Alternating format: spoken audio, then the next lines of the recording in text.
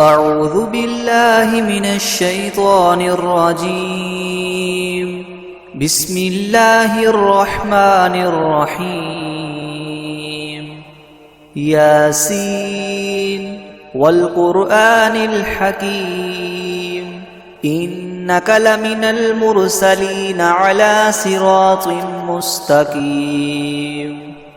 تنزيل العزيز الرحيم لتنذر قوما ما أنذر آباؤهم فهم غافلون لقد حق القول على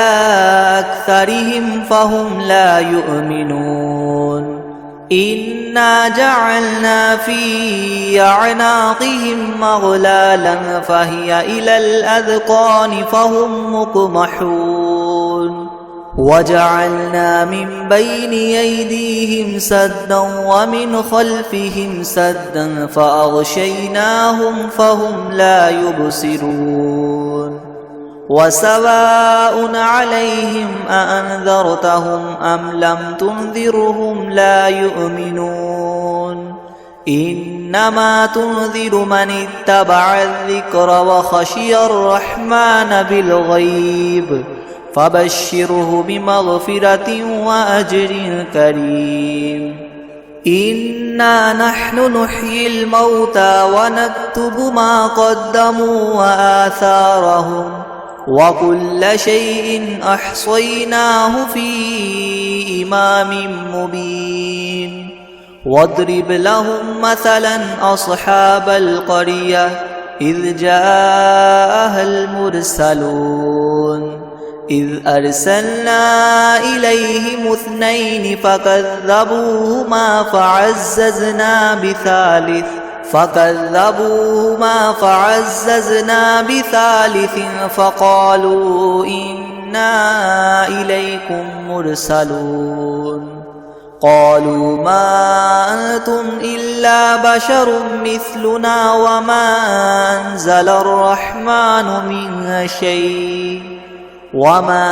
أنزل الرحمن من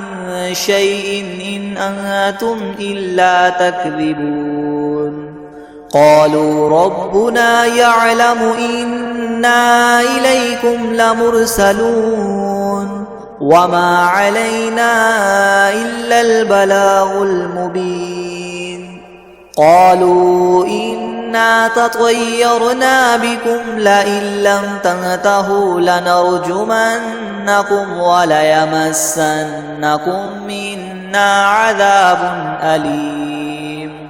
قالوا طائركم معكم أئن ذكرتم بل أنتم قوم مسرفون وجاء من أقصى المدينة رجل يسعى قال يا قوم اتبعوا المرسلين أتبعوا من لا يسألكم أجرا وهم مهتدون وما لي لا أعبد الذي فطرني وإليه ترجعون أأتخذ من دونه آلهة إن يردني الرحمن بدر لتغن عني شفاعتهم شيئا ولا ينقذون إني إذا لفي ضلال مبين إني آمنت بربكم فاسمعون قيل ادخل الجنة قال يا ليت قومي يعلمون بما غفر لي ربي وجعلني من المكرمين وما أنزلنا على قومه من بعده من جند من السماء وما كنا منزلين إن كانت إلا صيحة واحدة فإذا هم خامدون يا حسرة على العباد ما يأتيهم من رسول إلا كانوا به يستهزئون ألم يروا كم أهلكنا قبلهم من القرون أنهم إليهم لا يرجعون وإن كل لما جميع لدينا محضرون وآية لهم الأرض الميتة أحييناها وأخرجنا منها حبا فمنه يأكلون وجعلنا فيها جنات من نخيل وأعناب وفجرنا فيها من العيون ليأكلوا من ثمره وما عملته أيديهم أفلا يشكرون سبحان الذي خلق الأزواج كلها مما تنبت الأرض ومن أنفسهم ومما لا يعلمون وآية لهم الليل نسلخ منه النهار فإذا هم مظلمون والشمس تجري لمستقر لها ذلك تقدير العزيز العليم والقمر قدرناه منازل حتى عاد كالعرجون القديم لا الشمس ينبغي لها أن تدرك القمر ولا الليل سابق النهار وكل في فلك يسبحون وآية لهم أنا حملنا ذريتهم في الفلك المشحون وخلقنا لهم من مثله ما يركبون وإن نشأ نغرقهم فلا صريخ لهم ولا هم ينقذون إلا رحمة منا ومتاعا إلى حين وإذا قيل لهم اتقوا ما بين أيديكم وما خلفكم لعلكم ترحمون وما تأتيهم من آية من آيات ربهم إلا كانوا عنها معرضين وإذا قيل لهم انفقوا مما رزقكم الله قال الذين كفروا للذين آمنوا ونطعم من لو يشاء الله وطعمه إن أنتم إلا في ضلال مبين ويقولون متى هذا الوعد إن كنتم صادقين ما ينظرون إلا صيحة واحدة تأخذهم وهم يخصمون فلا يستطيعون توصية ولا إلى أهلهم يرجعون ونفخ في الصور فإذا هم من الأجداث إلى ربهم ينسلون قالوا يا ويلنا من بعثنا من مرقدنا هذا ما وعد الرحمن وصدق المرسلون إن كانت إلا صيحة واحدة فإذا هم جميع لدينا محضرون فاليوم لا تظلم نفس شيئا ولا تجزون إلا ما كنتم تعملون إن أصحاب الجنة اليوم في شغل فاكهون هم وأزواجهم في ظلال على الأرائك متكئون لهم فيها فاكهة ولهم ما يدعون سلام قولا من رب رحيم وامتازوا اليوم أيها المجرمون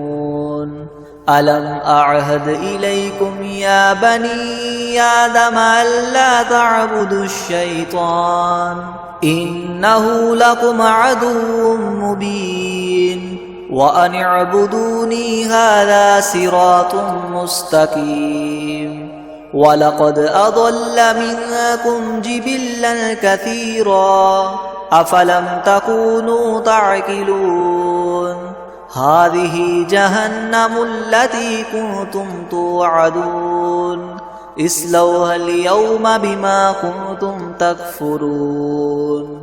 اليوم نختم على أفواههم وتكلمنا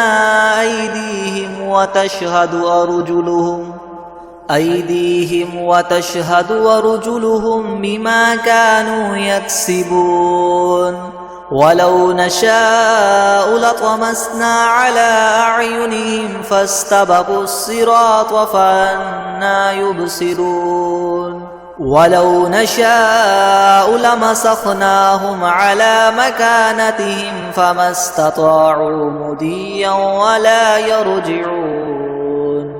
ومن نعمره ننكسه في الخلق أفلا يعقلون وما علمناه الشعر وما ينبغي له إن هو إلا ذكر وقرآن مبين لينذر من كان حيا ويحق القول على الكافرين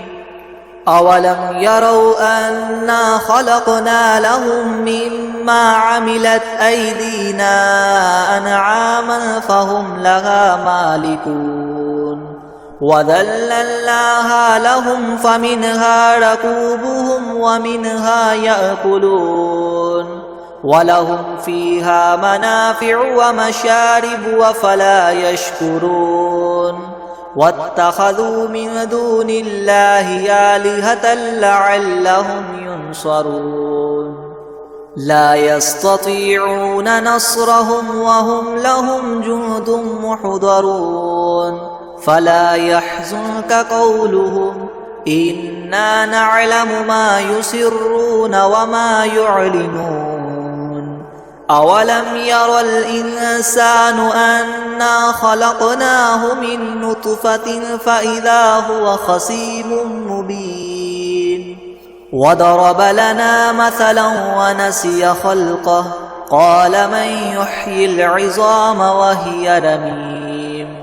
قل يحييها الذي ينشأها أول مرة وهو بكل خلق عليم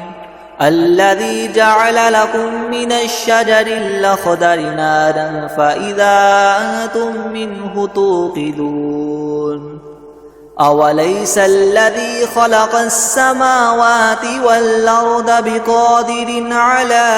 أن يخلق مثلهم بلى وهو الخلاق العليم إنما أمره إذا أراد شيئا أن يقول له كن فيكون فسبحان الذي بيده ملكوت كل شيء وإليه ترجعون بسم الله الرحمن الرحيم الرحمن علم القرآن خلق الإنسان علمه البيان الشمس والقمر بحسبان والنجم والشجر يسجدان والسماء رفعها ووضع الميزان ألا تطغوا في الميزان وأقيموا الوزن بالقسط ولا تخسروا الميزان والأرض وضعها للأنام فيها فاكهة والنخل ذات الأكمام والحب ذو العصف والريحان فبأي آلاء ربكما تكذبان خلق الإنسان من صلصال كالفخار وخلق الجان من مارج من نار فبأي آلاء ربكما تكذبان رب المشرقين ورب المغربين فبأي آلاء ربكما تكذبان مرج البحرين يلتقيان بينهما برزخ لا يبغيان فبأي آلاء ربكما تكذبان يخرج منهما اللؤلؤ والمرجان فبأي آلاء ربكما تكذبان وله الجوار المنشآت في البحر كالأعلام فبأي آلاء ربكما تكذبان كل من عليها فان ويبقى وجه ربك ذو الجلال والإكرام فبأي آلاء ربكما تكذبان يسأله من في السماوات والأرض كل يوم هو في شأن فبأي آلاء ربكما تكذبان سنفرغ لكم أيها الثقلان فبأي آلاء ربكما تكذبان يا معشر الجن والإنس إن استطعتم أن تنفذوا من أقطار السماوات والأرض فانفذوا لا تنفذون إلا بسلطان فبأي آلاء ربكما تكذبان يرسل عليكما شواظ من نار ونحاس فلا تنتصران فبأي آلاء ربكما تكذبان فإذا انشقت السماء فكانت وردة كالدهان فبأي آلاء ربكما تكذبان فيومئذ لا يسأل عن ذنبه إنس ولا جان فبأي آلاء ربكما تكذبان يعرف المجرمون بسيماهم فيؤخذ بالنواصي والأقدام فبأي آلاء ربكما تكذبان هذه جهنم التي يكذب بها المجرمون يطوفون بينها وبين حميم آن فبأي آلاء ربكما تكذبان ولمن خاف مقام ربه جنتان فبأي آلاء ربكما تكذبان ذواتا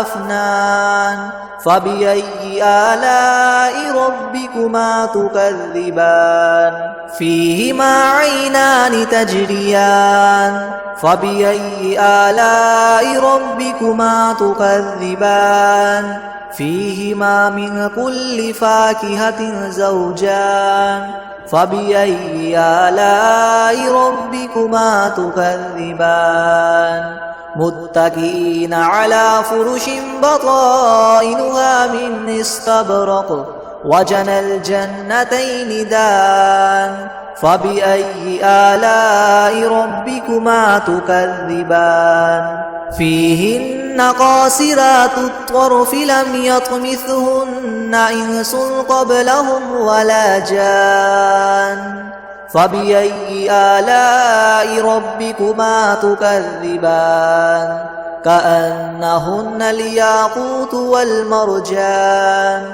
فبأي آلاء ربكما تكذبان هل جزاء الإحسان إلا الإحسان فبأي آلاء ربكما تكذبان ومن دونهما جنتان فبأي آلاء ربكما تكذبان مدهامتان فبأي آلاء ربكما تكذبان فيهما عينان نضاختان فبأي آلاء ربكما تكذبان فيهما فاكهة ونخل ورمان فبأي آلاء ربكما تكذبان فيهن خيرات حسان فبأي آلاء ربكما تكذبان حور مقصورات في الخيام فبأي آلاء ربكما تكذبان لم يطمثهن إنس قبلهم ولا جان فبأي آلاء ربكما تكذبان متكئين على رفرف خضر وعبقري حسان فبأي آلاء ربكما تكذبان تبارك اسم ربك ذي الجلال والإكرام بسم الله الرحمن الرحيم ياسين والقرآن الحكيم إنك لمن المرسلين على صراط مستقيم تنزيل العزيز الرحيم لتنذر قوما ما أنذر آباؤهم فهم غافلون لقد حق القول على أكثرهم فهم لا يؤمنون إنا جعلنا في أعناقهم مغلالا فهي إلى الأذقان فهم مقمحون وجعلنا من بين أيديهم سدا ومن خلفهم سدا فأغشيناهم فهم لا يبصرون وسواء عليهم أأنذرتهم أم لم تنذرهم لا يؤمنون إنما تنذر من اتبع الذكر وخشي الرحمن بالغيب فبشره بمغفرة وأجر كريم إنا نحن نحيي الموتى ونكتب ما قدموا وآثارهم وكل شيء أحصيناه في إمام مبين واضرب لهم مثلا أصحاب القرية إذ جاءها المرسلون إذ أرسلنا إليهم اثنين فكذبوهما فعززنا بثالث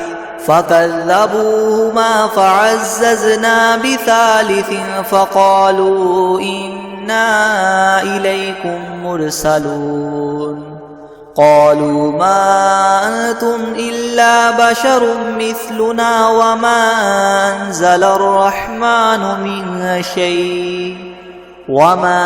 أنزل الرحمن من شيء إن أنتم إلا تكذبون قالوا ربنا يعلم إنا إليكم لمرسلون وما علينا إلا البلاغ المبين قالوا إنا تطيرنا بكم لئن لم تنتهوا لنرجمنكم وليمسنكم منا عذاب أليم قالوا طائركم معكم أئن ذكرتم بل أنتم قوم مسرفون وجاء من أقصى المدينة رجل يسعى قال يا قوم اتبعوا المرسلين أتبعوا من لا يسألكم أجرا وهم مهتدون وما لي لا أعبد الذي فطرني وإليه ترجعون أأتخذ من دونه آلهة إن يردني الرحمن بدر لتغن عني شفاعتهم شيئا ولا ينقذون إني إذا لفي ضلال مبين إني آمنت بربكم فاسمعون قيل ادخل الجنة قال يا ليت قومي يعلمون بما غفر لي ربي وجعلني من المكرمين وما أنزلنا على قومه من بعده من جند من السماء وما كنا منزلين إن كانت إلا صيحة واحدة فإذا هم خامدون يا حسرة على العباد ما يأتيهم من رسول إلا كانوا به يستهزئون ألم يروا كم أهلكنا قبلهم من القرون أنهم إليهم لا يرجعون وإن كل لما جميع لدينا محضرون وآية لهم الأرض الميتة أحييناها وأخرجنا منها حبا فمنه يأكلون وجعلنا فيها جنات من نخيل وأعناب وفجرنا فيها من العيون ليأكلوا من ثمره وما عملته أيديهم أفلا يشكرون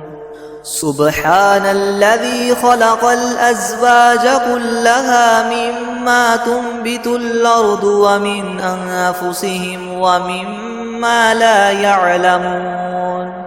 وآية لهم الليل نسلخ منه النهار فإذا هم مظلمون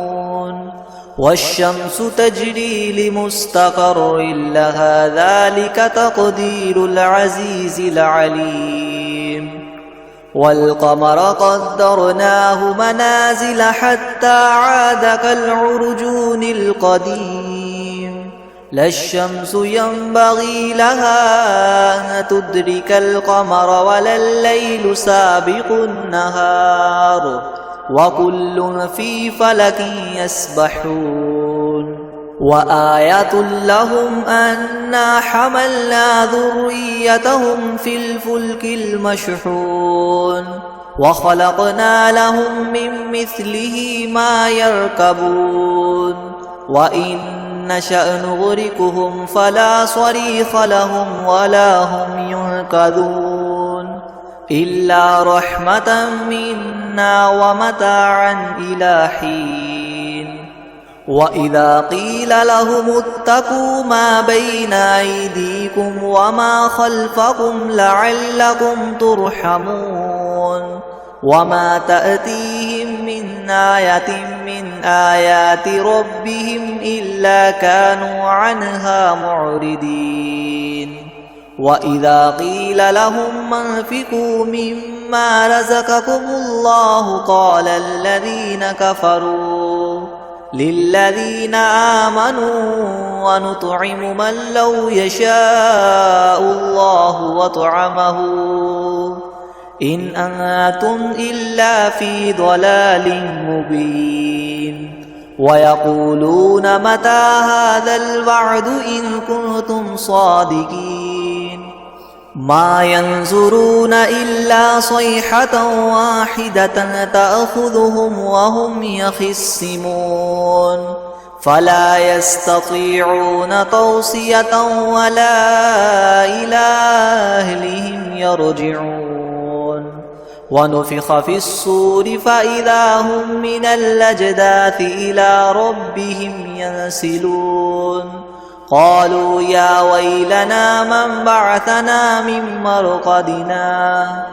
هذا ما وعد الرحمن وصدق المرسلون إن كانت إلا صيحة واحدة فإذا هم جميع لدينا محضرون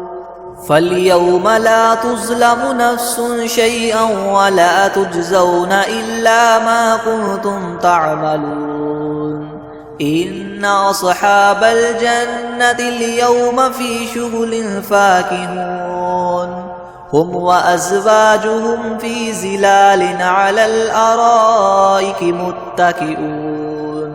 لهم فيها فاكهة ولهم ما يدعون سلام قولا من رب رحيم وامتازوا اليوم أيها المجرمون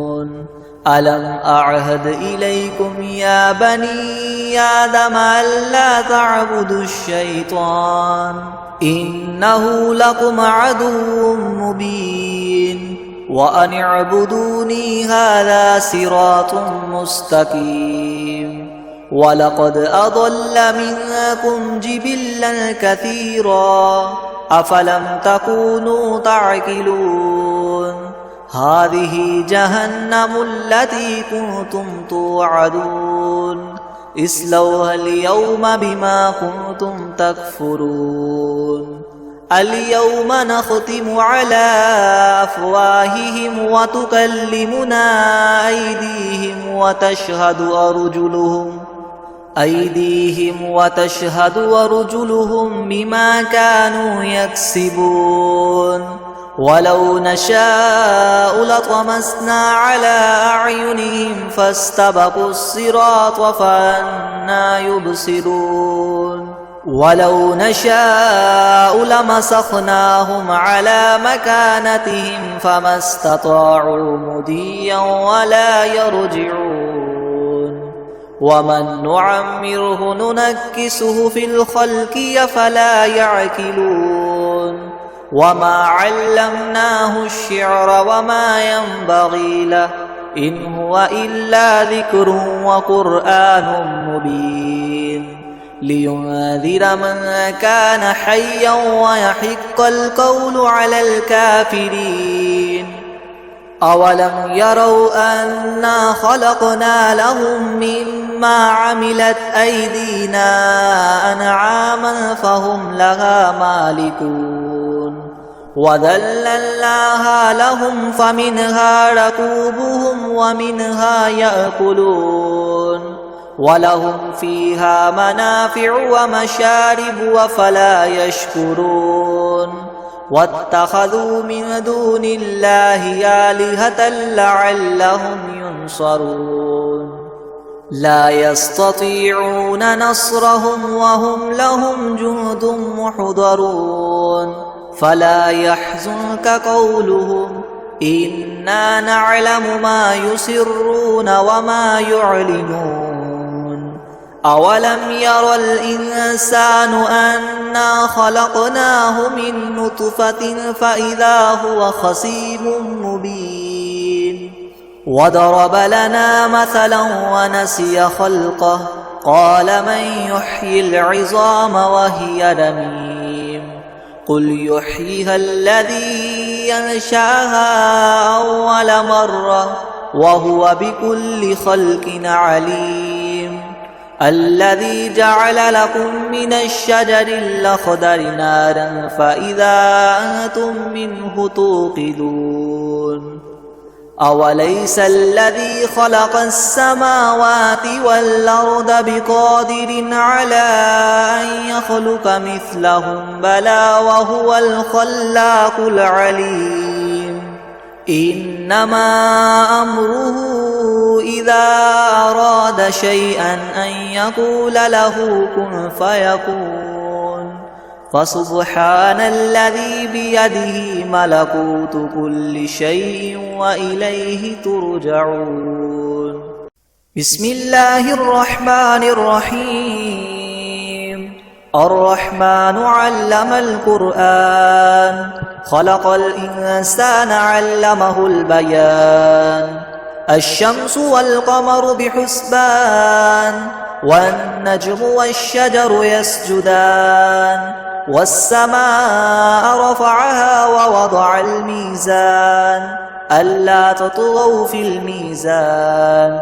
وأقيموا الوزن بالقسط ولا تخسروا الميزان والأرض وضعها للأنام فيها فاكهة والنخل ذات الأكمام والحب ذو العصف والريحان فبأي آلاء ربكما تكذبان خلق الإنسان من صلصال كالفخار وخلق الجان من مارج من نار فبأي آلاء ربكما تكذبان رب المشرقين ورب المغربين فبأي آلاء ربكما تكذبان مرج البحرين يلتقيان بينهما برزخ لا يبغيان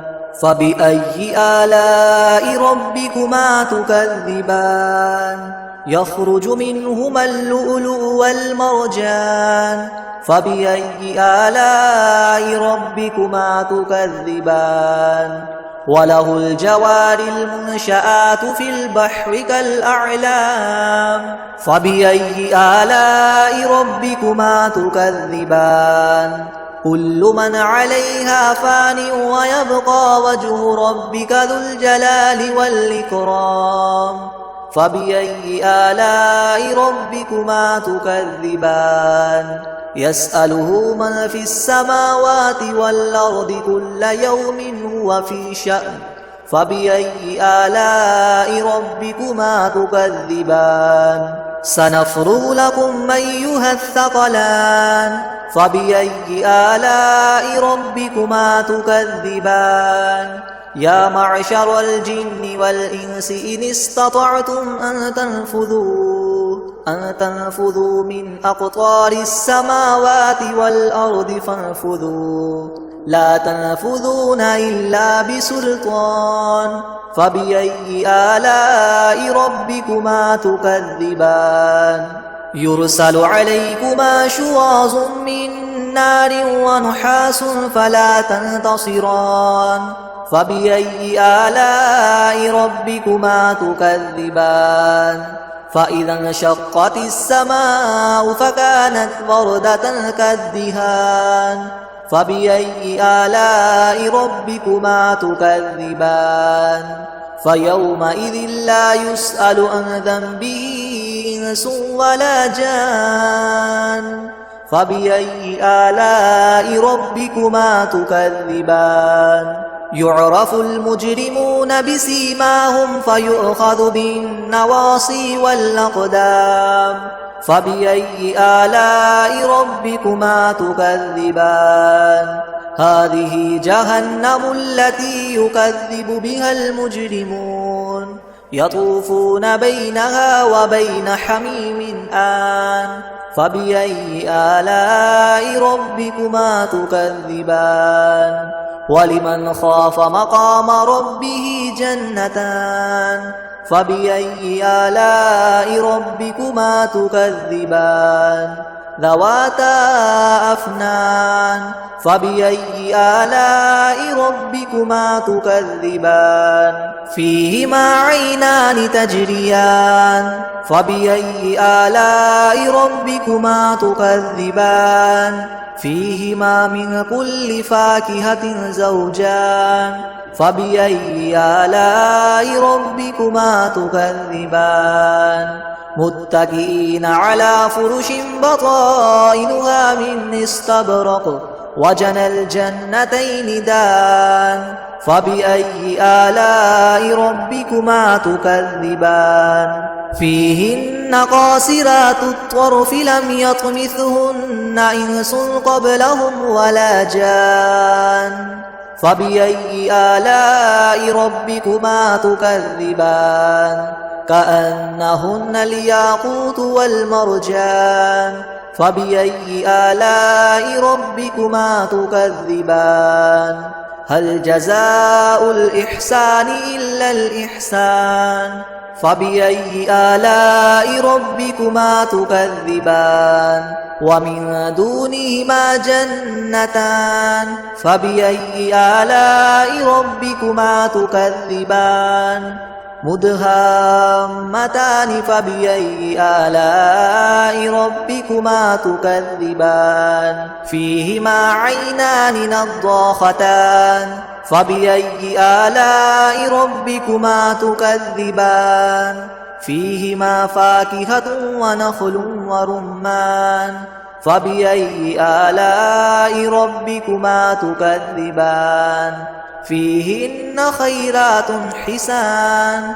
فبأي آلاء ربكما تكذبان حور مقصورات في الخيام فبأي آلاء ربكما تكذبان لم يطمثهن إنس قبلهم ولا جان فبأي آلاء ربكما تكذبان متكئين على رفرف خضر وعبقري حسان فبأي آلاء ربكما تكذبان تبارك اسم ربك ذي الجلال والإكرام